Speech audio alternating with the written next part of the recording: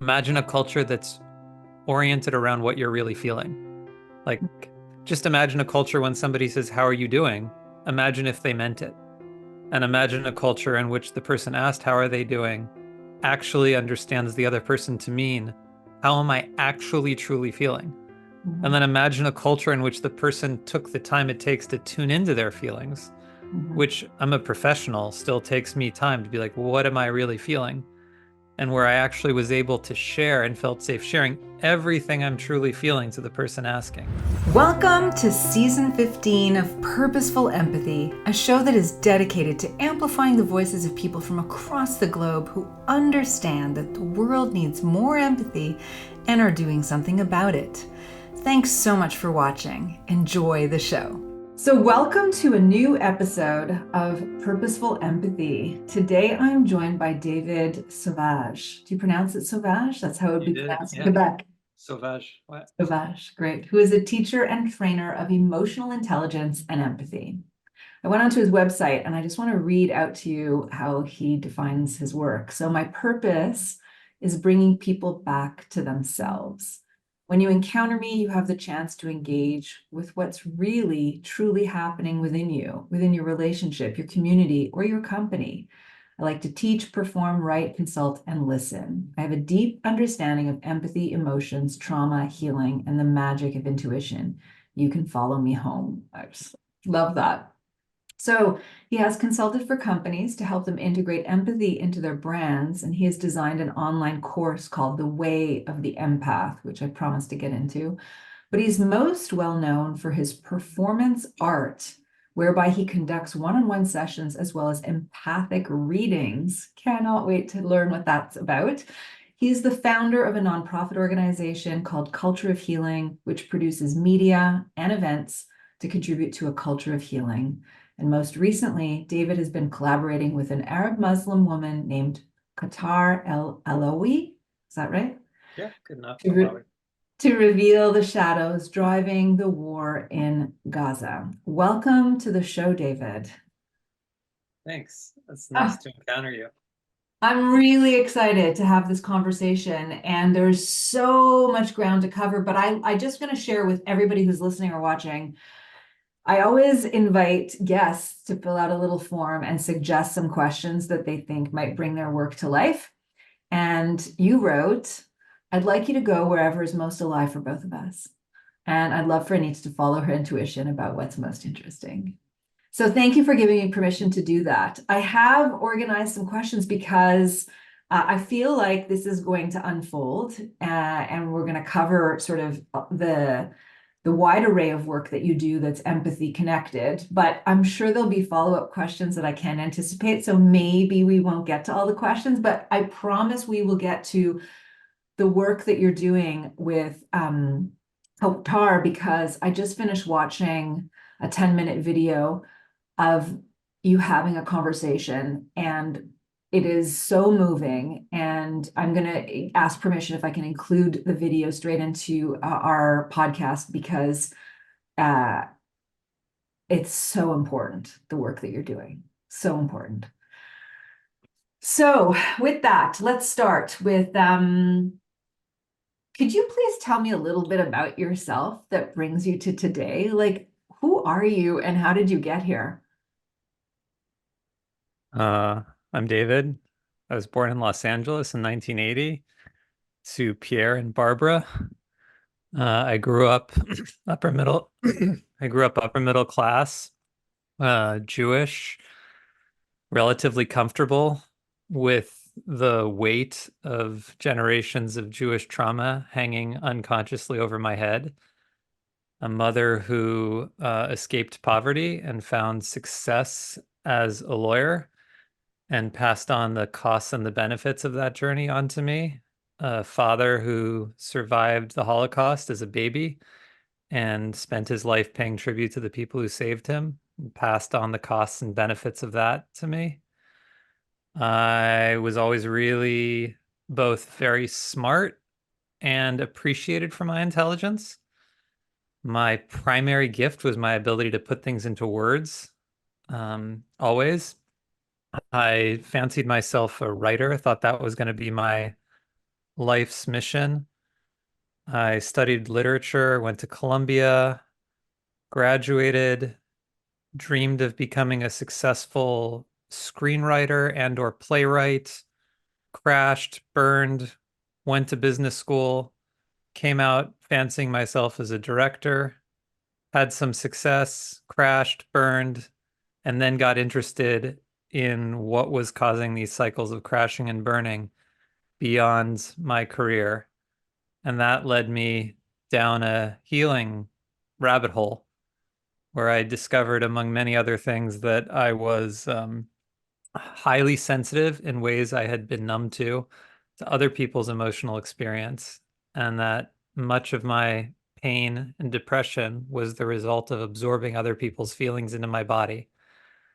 Found my way through that largely just by learning how to process emotions and then learning how to protect myself and engage more in intentional and healthy ways with other people's emotions. And those two threads, me being good with words and me appreciating language, storytelling, communication, came together in all kinds of ways that are still unfolding, from this performance art that I do to this public Jewish, Arab, Muslim healing that I've been working on, to writing again, to just laying on my floor and crying about things that happened 75 years ago. Mm.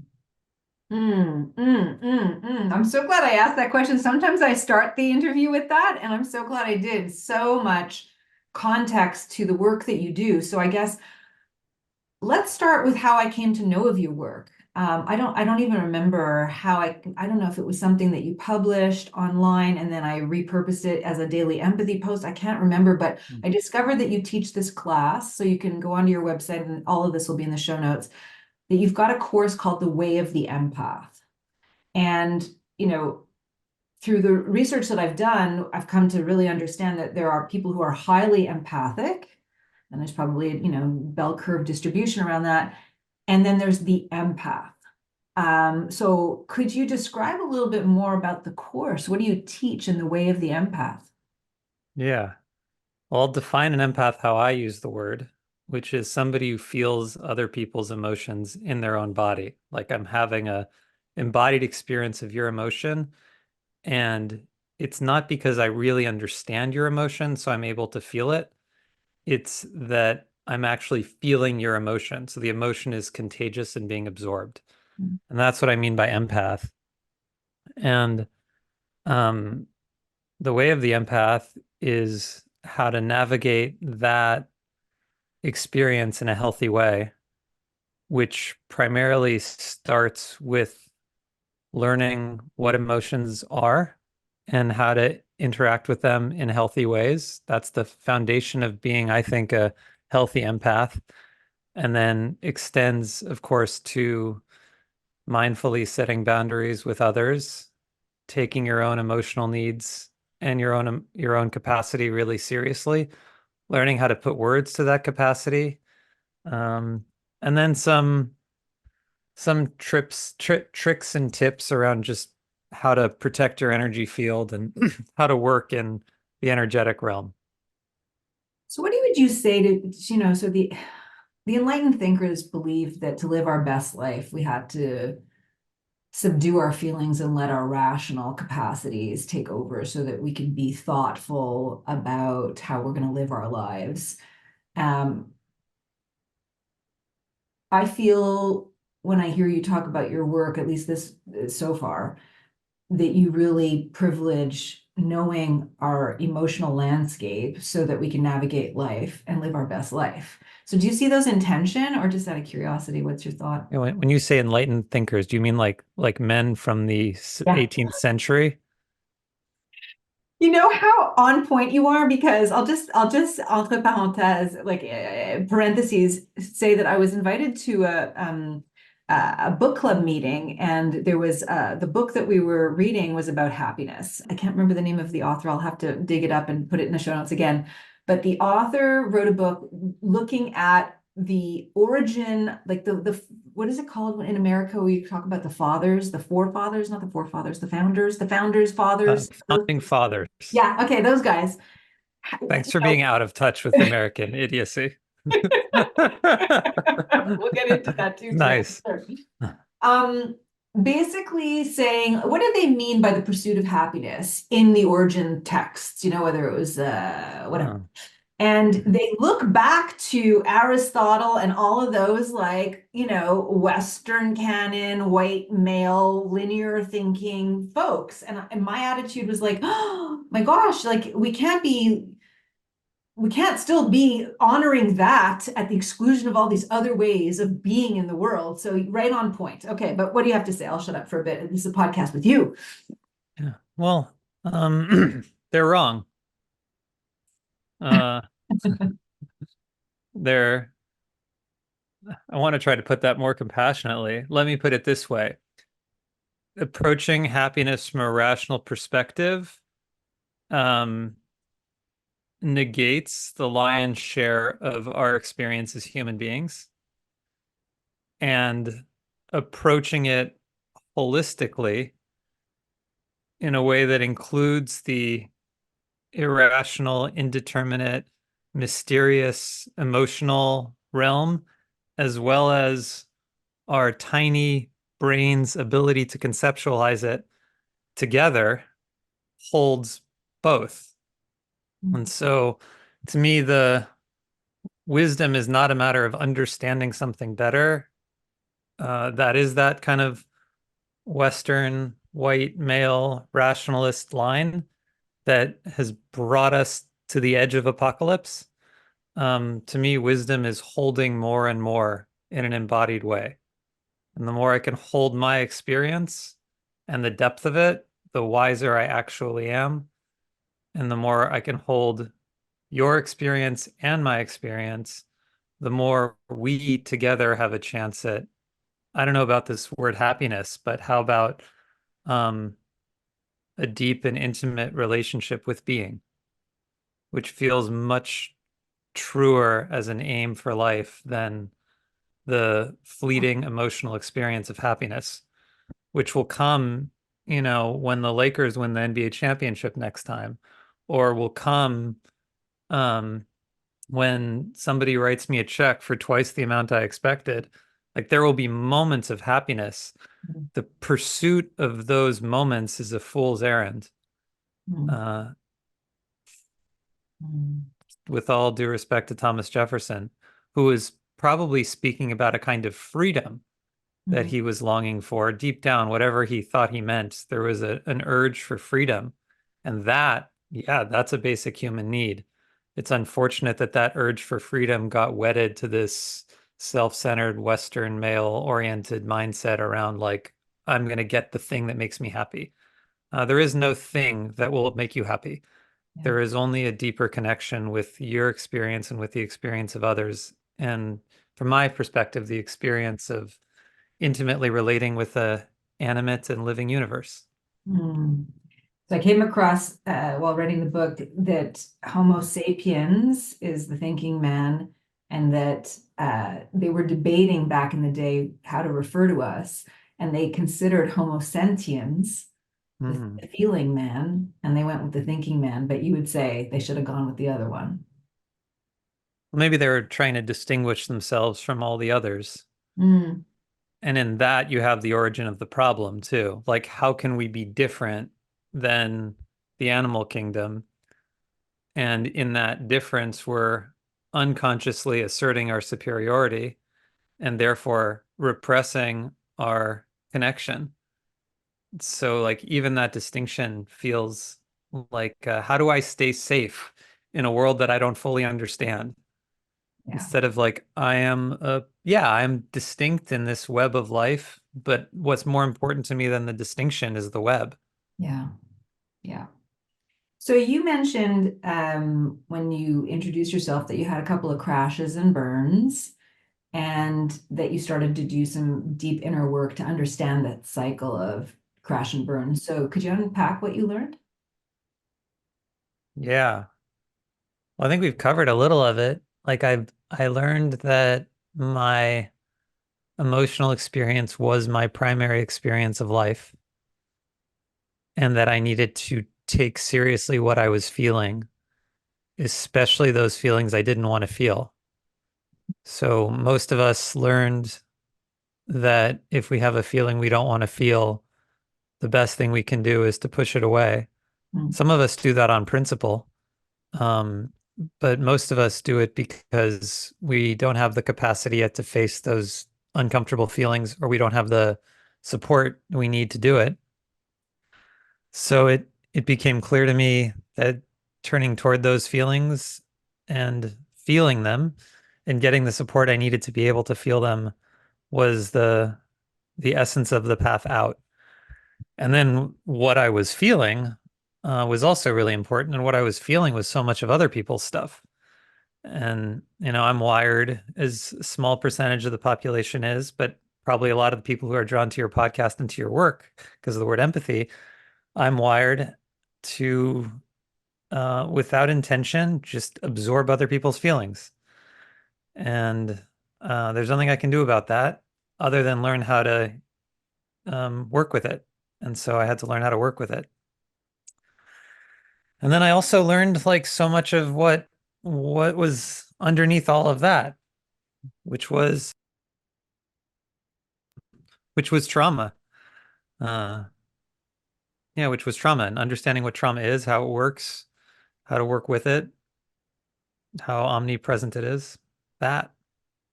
So that I would imagine is what led to founding a culture of healing, right? I'm curious to hear you share the mission of the organization, and maybe sort of at a higher level, if we imagined a culture Hmm. that was built on empathy, what would that look like, and what would it take to get there? Amen. Yeah. I think if we imagine a culture built on healing, or excuse me, we imagine a culture built on empathy, it would be built on a culture of healing. Mm, Um, from my perspective, uh, healthy empathy is emerges naturally when you're in touch with your own emotional experience and you're oriented around authentic emotional truth. I mean, I can put that more simply, like imagine a culture that's oriented around what you're really feeling. Like just imagine a culture when somebody says, "How are you doing?" Imagine if they meant it. And imagine a culture in which the person asked, "How are they doing?" actually understands the other person to mean, "How am I actually truly feeling?" And mhm, then imagine a culture in which the person took the time it takes to tune into their feelings, mhm, which I'm a professional, still takes me time to be like, what am I really feeling? And where I actually was able to share and felt safe sharing everything I'm truly feeling to the person asking. And mhm, imagine that person had the time and the capacity to really listen and engage. mhm, And then imagine if they didn't, they said, "Oh my God, I would love to meet you right now in your experience, but I am actually don't have capacity to do that. So I'm going to take care of myself right now. But I hope that you'll find the support you need." And then somebody else who has that emotional support to give shows up. And mhm. so I'd say like a culture oriented around empathy is a culture ultimately oriented around truth, around engaging authentically with what is arising. And right now, our culture has many other higher priorities than engaging authentically with what is arising. That's pretty much our last resort. We'll deal with reality if we absolutely have to, and even then, we'll probably kick the can down the road. Yeah. And that's why we're suffering from overconsumption, all the addictions, all the mental health issues, because we're just suppressing everything. Yeah, I know we're going to talk about, well, I think we're going to talk about capitalism in a moment. great. I don't want to preempt this too much, but when I hear you say this, I hear a cynical voice or a skeptical voice in my head saying, how do we get anything done in that culture? And then, the other voice that comes in bantering as I'm listening to you is, oh, I'm halfway through this great book called Rest is Resistance, which is Mm. basically saying, my gosh, we are so not living optimally, but we're not living like, in a way that allows us to flourish at all. So I just wonder what you would say to those skeptics, like, how can we do life if we're so busy, like, thinking about how we're feeling and responding to other people's feelings? I would ask the skeptic or that inner voice in you, what do you mean by life? Mm, If life is the achievement of goals for the purposes of financial security, ego gratification, and belonging in a culture that values productivity above all else, then I don't want that life. But if life is about developing ever greater connection with what truly matters to you and to others, I want that life.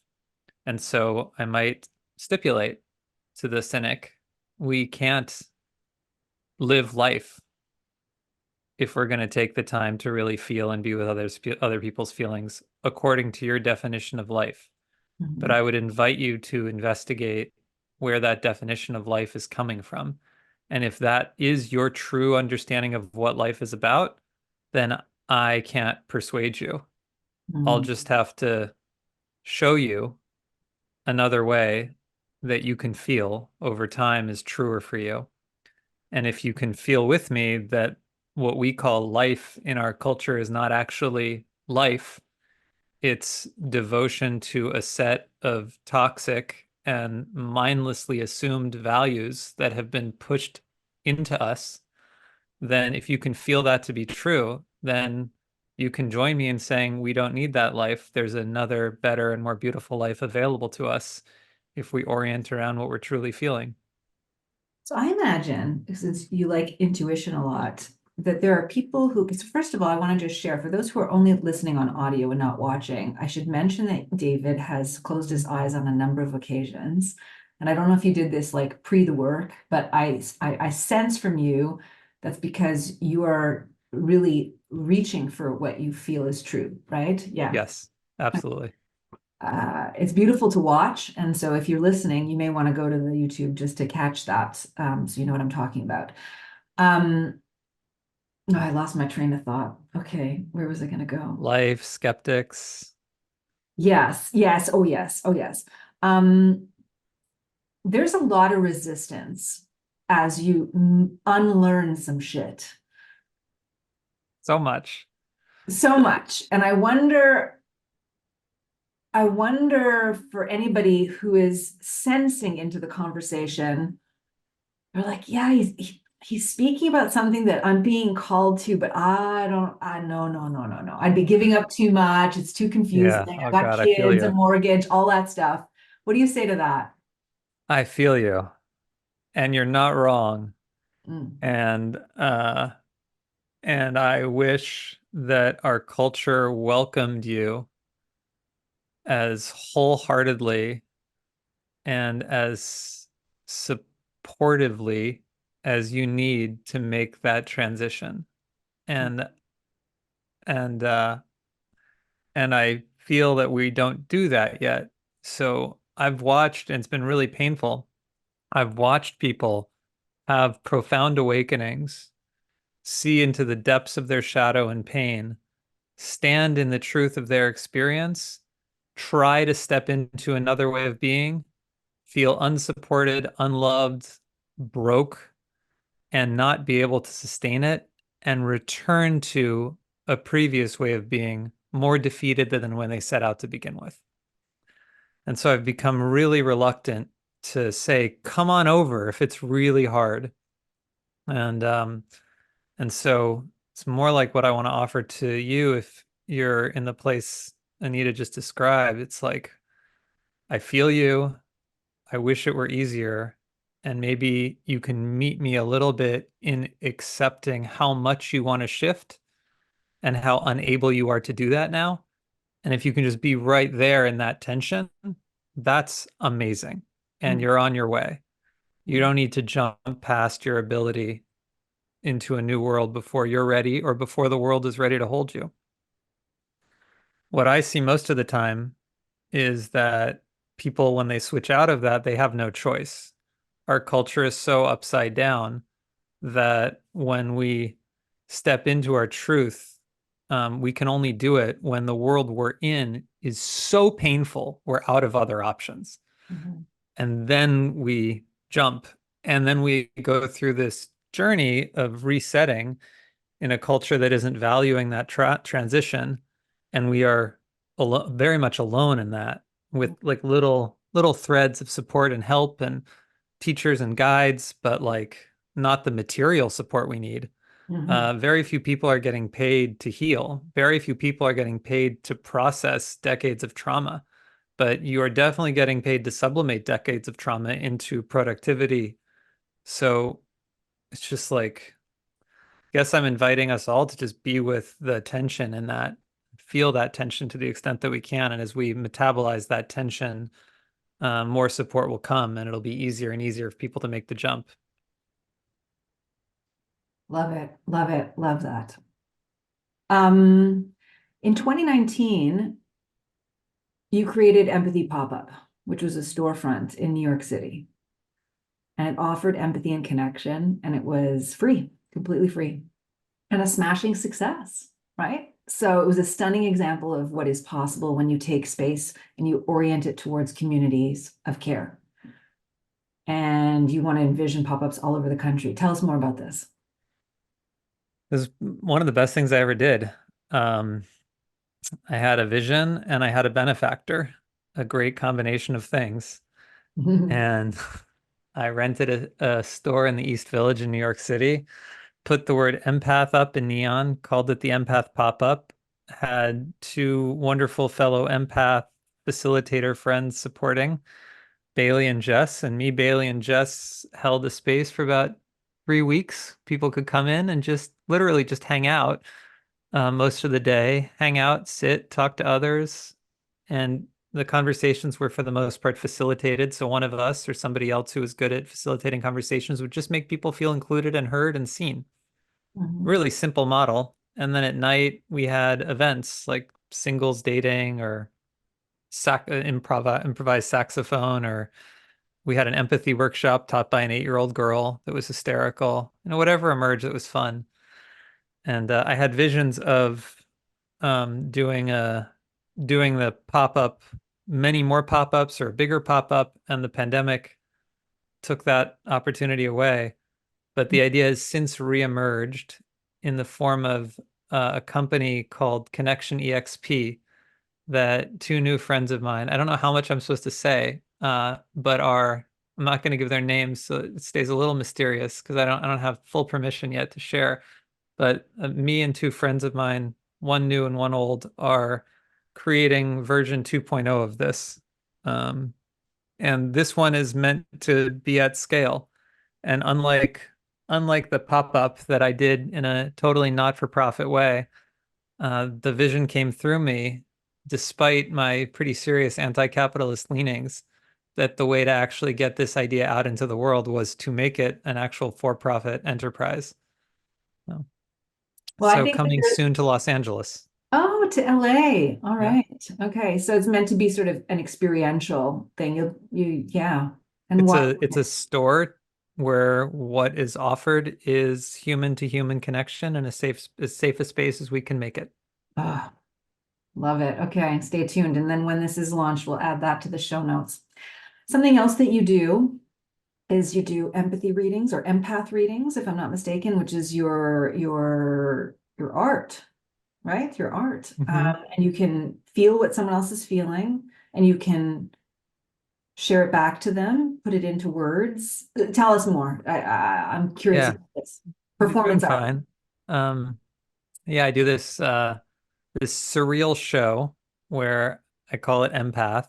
I'm not that creative with my titling, I guess. And I get in front of an audience. I invite a volunteer.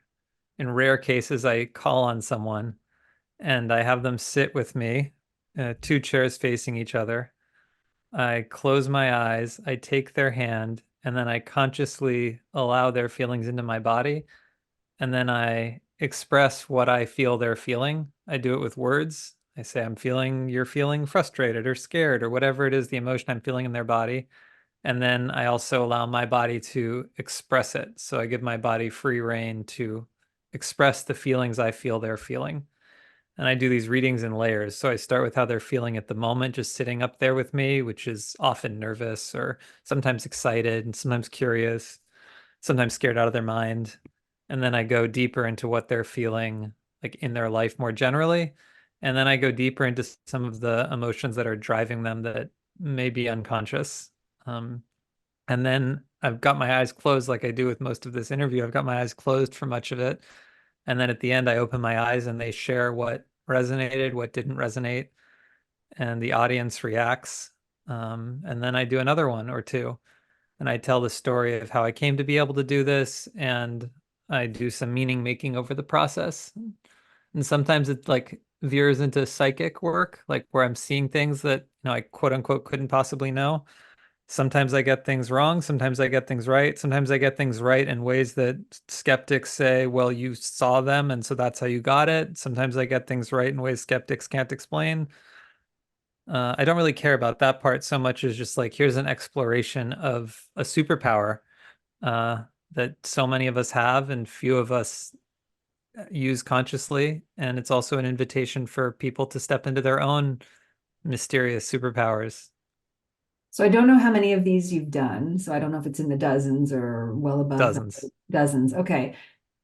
Without sharing too much, that would be private, but what has left you? What has stayed with you? No, nothing. It's all public. Okay. It is. It's online? No, there's a few readings online. If you go to my website and click on video, you can see some. Okay. Um, yeah, I'm an open book as far as I can tell. Whatever I'm hiding, I'm unconsciously hiding. So I'm trying to be transparent with what I see of myself. What has stayed with me? Let me sit with that one. I'm really letting that question. One thing that's coming up is how deeply people want to really be seen. And I guess by seen, I mean felt. Like you might think that being called in front of an audience and having your emotions exposed for 50 or 100 people to see would be the last thing. It'd be the last thing I would want, for instance. And it'd be certainly the last thing that a lot of people would want. But there are a lot of people who you'd think it'd be the last thing that they want, but they want it more than they even know when they sit down and their hand just goes up. Um, so the desire to be felt and seen is much deeper and less met than I knew coming into those shows. Another thing that's with me is um,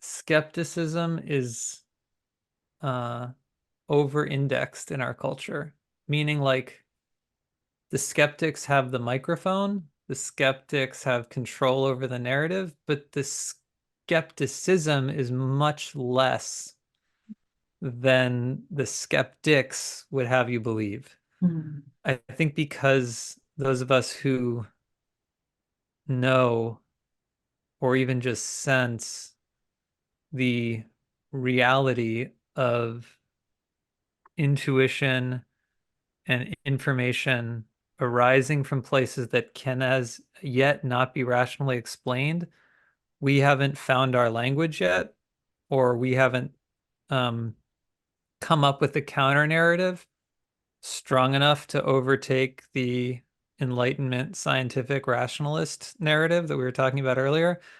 And so there's a lot more awareness and availability to the supernatural, we could call it, than you would think by virtue of the way our culture talks about it.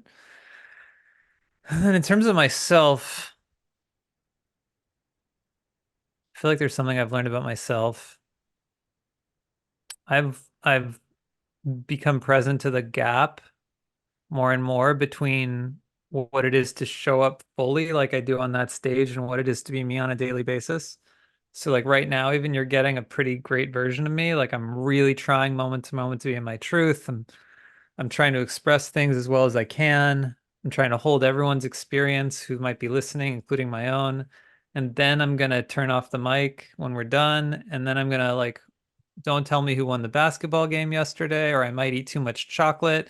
I might not respond to my ex-girlfriend who really wants clarity on something from me that I'm avoiding. Like the gap between me, like at my best, and me on Monday afternoon is pretty great.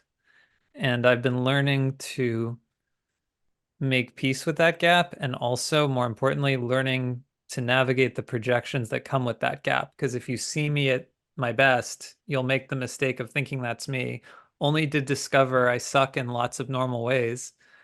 And then that will cause people to be extremely disappointed.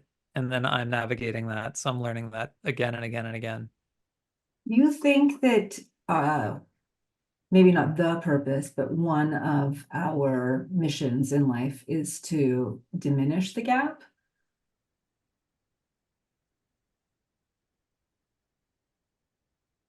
Hmm.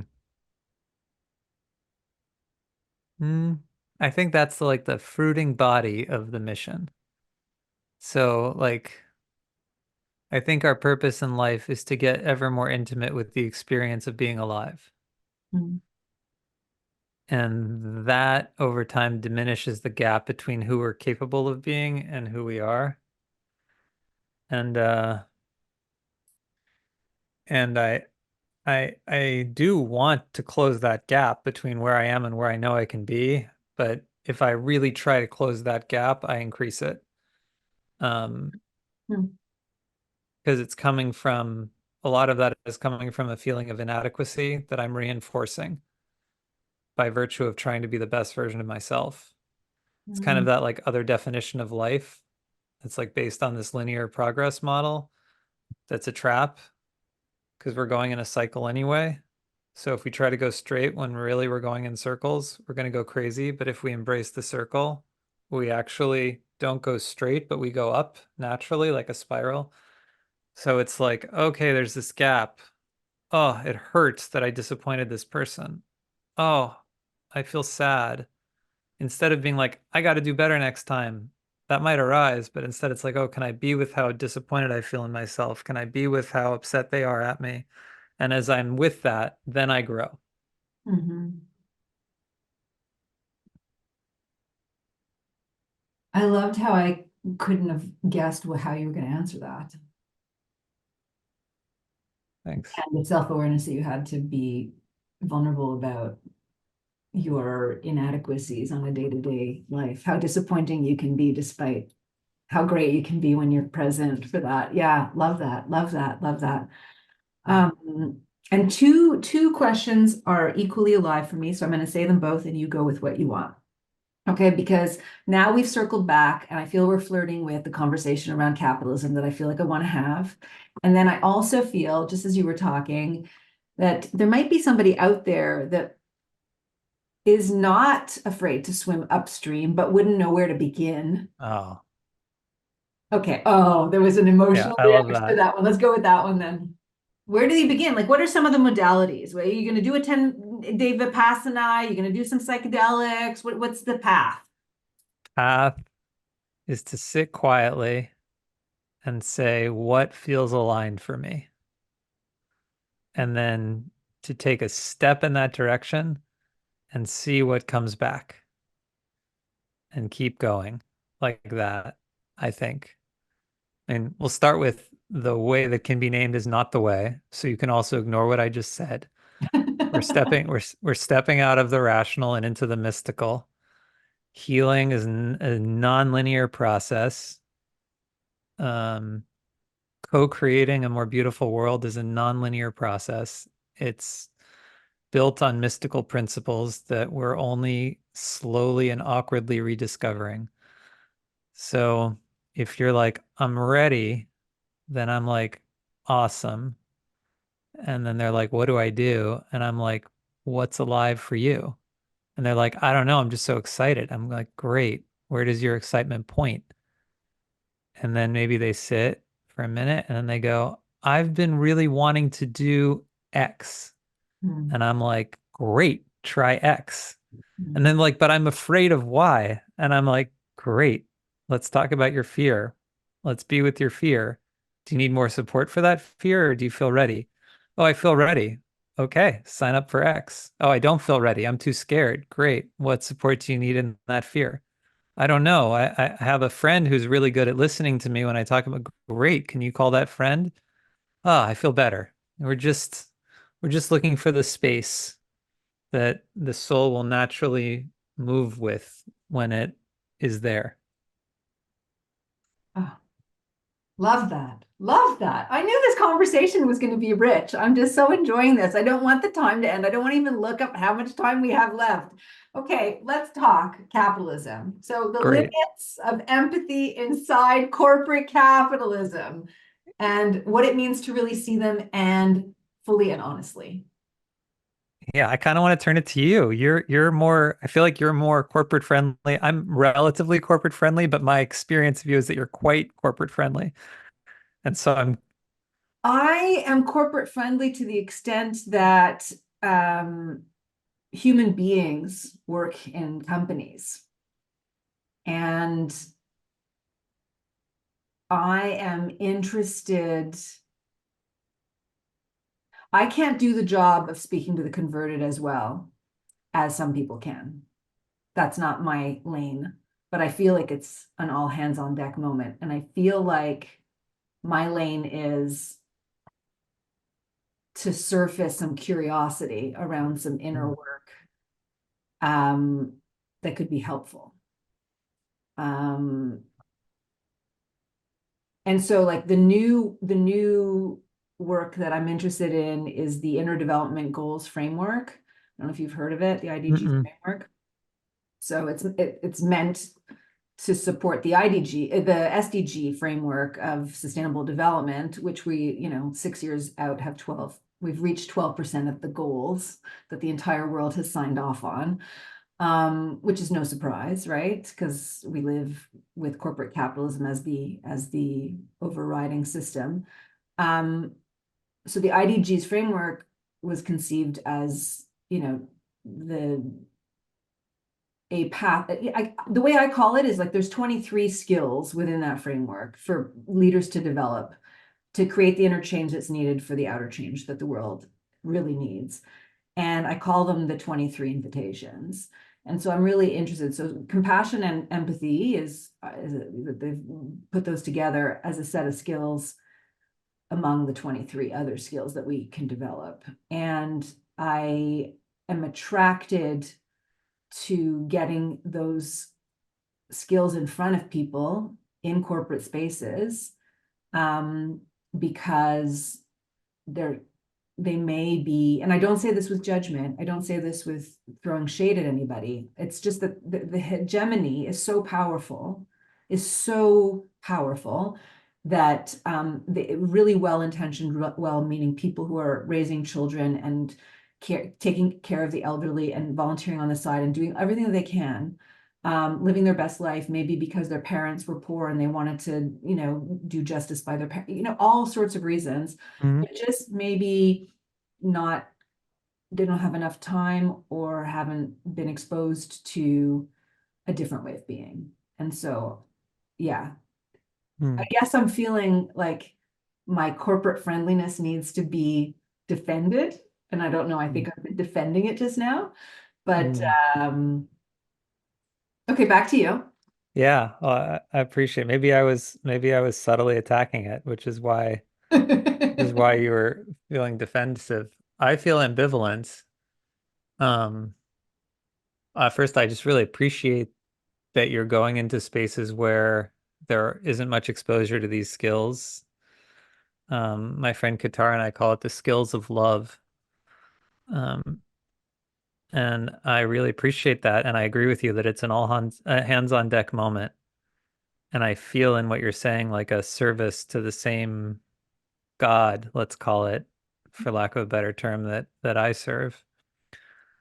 And my ambivalence comes from a blurring of a particular line that I I guess I'm on a lifelong mission to unblur, a quixotic lifelong mission to unblur. And that is when we are offering up the skills of love for the purpose of creating a world of love. And when we are offering up the skills of love for the purposes of increasing profits. And where we blur that line because those of us who are in this space also need money, Mhm. and where the people on the other side are blurring that line because they need compassion and empathy as cover, as so much DEI is. It's like, how do I keep making a buck inside a culture that is now demanding a higher level of consciousness? I buy consciousness. Mhm. And then those of us who are selling consciousness, are we selling it because this is the way to get our truth into a culture that needs it? Or are we selling it to make a buck too and enabling the, for lack of a better word, it's really the right word, it's harsh, but enabling the prostitution of the divine feminine, Mhm. um, for the purpose of a rapacious, wounded, masculine, patriarchal, capitalistic demon that is running the show. And that's the blur that's really hard to untangle, especially, and it's hard for me too. Like I teach empathy and emotional intelligence to companies, and I sit in that ambivalence, and I need money too. So I'm definitely not putting myself above anybody here in this. And getting clear on those lines in myself has been really hard because the needs we have around money are so deep. It's like great to talk about being perfectly pure and only offering my gifts to people who are receiving it in the right way. Um, and then it's another thing when my car breaks down and I need $2,500 to repair it, and I have tons of anxiety around that. Yeah. Yeah.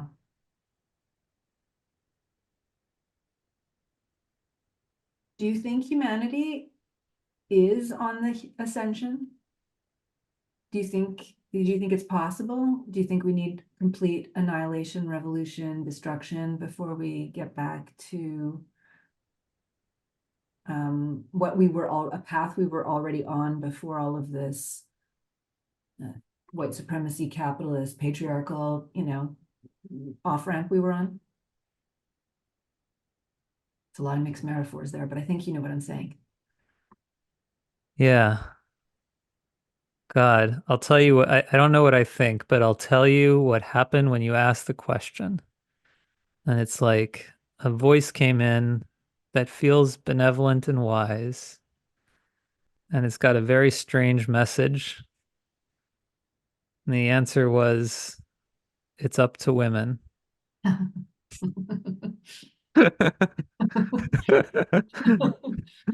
Mhm. Take one for the team yet again? Are you kidding me?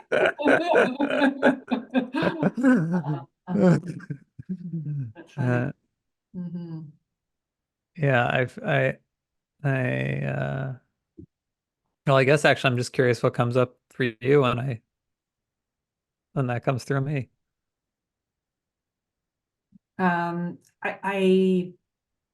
I've just recently been exposed to yin and yang as opposed to the masculine and feminine energy. I still, even though male, female, masculine, feminine, they're different, I still feel there's just a hang up over anything that starts FEM or MAS.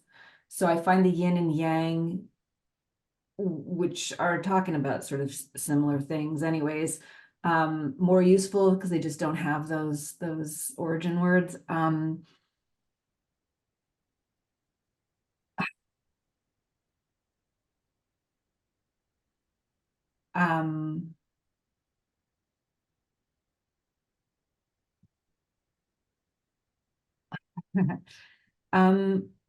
so I often get asked by my students the question of like, are we going to fix it in time? And the answer is no, definitely not.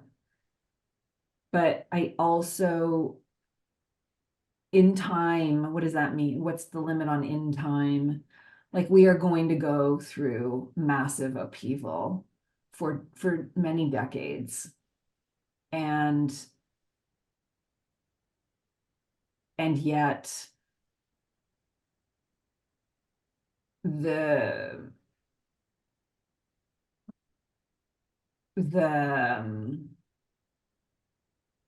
capacity we have, the generative capacity that we have, I mean, even like biologically, the generative capacity we have to like bring life into the world is also going to be the capacity that we're going to have to ascend, I think.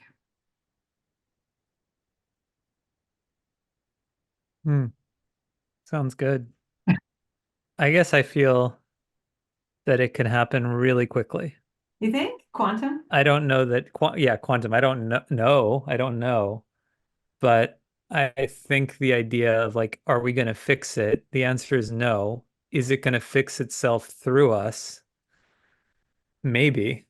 Hmm. And there's like an energy coming through that I guess if I'm going to put together my intuition of a moment ago with the story I'm telling now, there's an energy coming through that I guess I just want to say female-bodied people are going to experience more directly and intensely. And and to the extent that female-bodied people like allow that to move through them, um, there will be this, I don't know, global unraveling that happens quite naturally and I mean painfully, powerfully, crazily, like a big like a worldwide plant medicine ceremony, Or but birthing, or could be birthing, quite quickly. Or or birthing. birthing. Yeah. Mm-hmm. Yeah, birthing. I like that analogy better. Uh-huh. Global birthing. Okay, so guess what? We're done. If you'll indulge, there's still so much. And if Uh-huh. you'll indulge, we'll do a follow-up Sure. conversation. We'll do part 2 of the Yeah, David podcast on purposeful empathy. great. Because I want to talk about you at a Trump rally, and I definitely want to talk about the work that you're doing with Qatar. Okay. So with that, we're not even ending with my usual purposeful empathy story. I'm just going to say, stay tuned, folks. This was a delicious conversation, as I knew it would be. And thank you so much for watching and listening. Thank you, Anita. Look forward to part 2. See you next week at Purposeful Empathy. Thanks so much for watching another episode of Purposeful Empathy, a show that is dedicated to amplifying the voices of people from across the globe who understand the world needs more empathy and are doing something about it. So now the invitation is to subscribe to the channel and consider picking up a copy of Purposeful Empathy. Thanks again for watching. Have a great day.